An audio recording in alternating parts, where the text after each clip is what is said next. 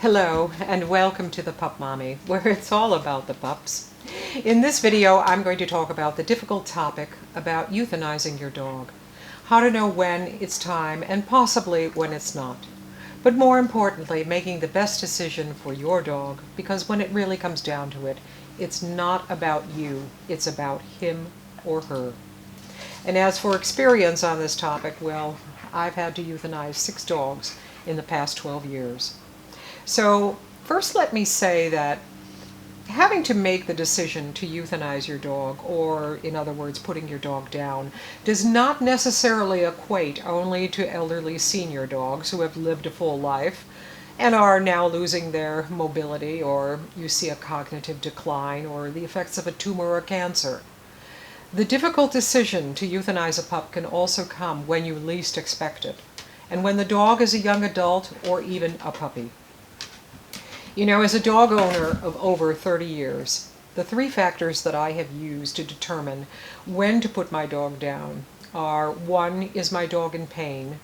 2, what is its quality of life? And 3, what will the pup have to endure and go through to extend its life? So maybe you can see if you are struggling with this decision right now, maybe you can see a little bit of yourself in me. Let me use my Boston Terrier Poco as my first example, and an example of my mistake and what not to do. Poco was 4.5 years old when she suffered her first cluster seizure 1 month to the day of my losing my mother from dementia. After I rushed Poco to the vet, it was recommended that I see a neurologist, which I did. After the MRI was taken, she was diagnosed with meningoencephalitis, an inflammatory brain disease that, for the most part, is incurable. Now, having just lost my mom and knowing how deeply Poco and my mother were bonded and how much they loved each other, and to me as well, I embarked on a 5-month journey that could be titled "Trying to Save the Unsavable," when I should have said, make her as comfortable as possible, medications to avoid the seizures if possible, and when the time comes. But I didn't choose that route. During the next 5 months, she suffered another mild seizure. I ran her over to the ER, and they put her on phenobarbital, which is an anticonvulsant. I had Poco in my arms, and I rocked her back and forth that evening in a dimly lit room, listening to her make the most unearthly, ungodly howls, all coming from the barbiturates. After that, she was put on prednisone, a steroid to help keep the inflammation down. But at the same time, from all the water she was drinking, she blew up like a balloon. This was followed by even 2 more MRIs to see if we were bringing the swelling down. Later, she was put on a drug, Cytosar, which is a cancer drug, also trying to quell the brain swelling. Poco suffered 1 more cluster seizure, and the vet gave me 2 options: put her down, transfer her to the regional animal hospital, see if they can save her, help her. Well, what I should have done was put her down, but instead I chose the latter.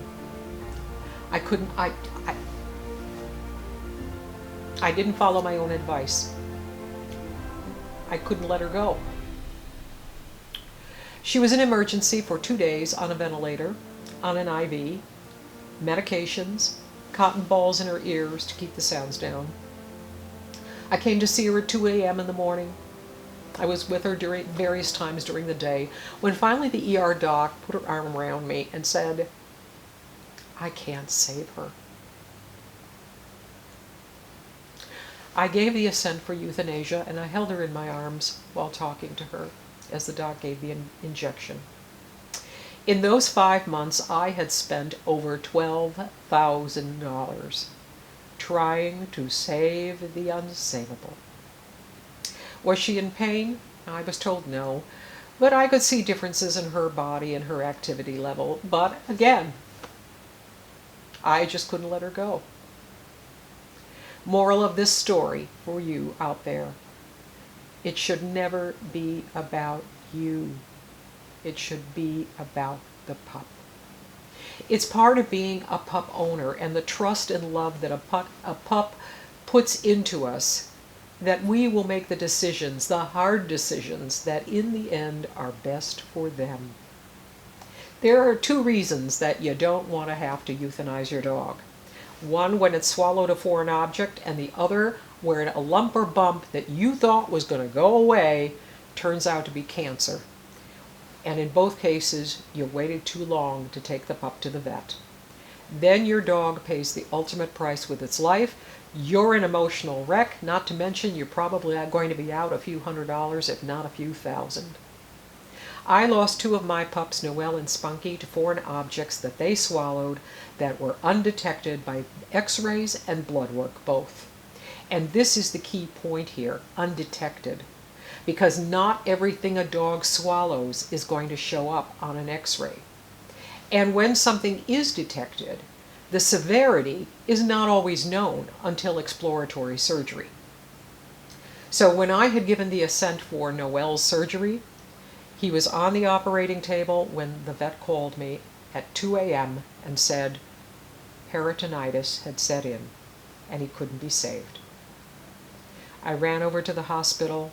He was on the operating table. He never regained consciousness, but I put my arms around him as the vet gave him the injection. Spunky, too, had passed away from exactly the same thing, peritonitis caused by foreign objects being undetected. Moral of this story, this can happen to any dog, large or small, any age, puppy or senior. When your dog stops eating normally, stops eating a normal amount of food, acts differently, has vomiting or diarrhea, you see a lump or a bump that comes out of nowhere, get the pup to the vet immediately. And always try to keep count of the number of toys around the house or any other missing items that you accidentally thought you misplaced, because they could be in your dog. And finally, we come to the senior dogs, which I find is the most difficult of decisions to make when it comes to euthanasia, simply because your pup has given you 10 years, 15 years, 20 years of their love, their companionship, their loyalty, and a fair share, of course, of joy and laughter. Czarina, my German Shepherd, was 12 years and 3 months to the day of her birthday when she died. Intervertebral disc disease had rendered her incontinent in the last 4 months of her life, and had also taken a very dire toll on her hind legs. And I had to help her to get up on her feet, and so that she could go outside, lay on the deck or in the grass. I bathed her and I cleaned up after her because I felt she deserved that from me after that lifetime of loyalty and love, because Czarina never left my side. And again, I couldn't let her go. Her 5 senses were intact. I could help her. I used just about every rationale I could think of not to make the decision.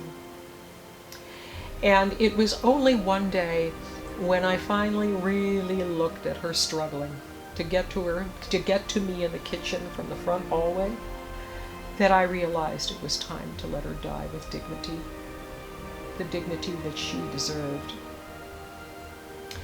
I was with her at the vet from the time that she was prepped to the time that the injection was given. And then, 2.5 months later, my other German Shepherd, Olympia, developed a wound in her thigh out of nowhere. I ran her to emergency, and in 1 week's time, the wound had gone so deep that it had eaten into the muscle, and sepsis was setting in. And again, the dreaded words, I can't save her. So, as with Czarina, the same drill with Olympia. From the prep to the end, I was with her. Olympia died in my arms. So, moral of this story, if you are fortunate to have a pup into its senior dotage, watch their behavior. Whether there's a disease involved that's eating away at them, or simply old age. And most of all, watch their eyes. because all the hints and the signs are there. But it's up to you to see them and respond. You know, when you commit to euthanasia, think of it as an act of love, that you're returning the love and loyalty that they gave you all those years. And if you're like me, you know that one day you'll see them again. Thank you for watching. This has been a very deeply personal and difficult topic for me. And if you're going through the same thing right now, or soon to be perhaps, I hope that you found this video informative and helpful, because you're not alone in having to make these decisions. But remember, it's not about you, it's about the pup.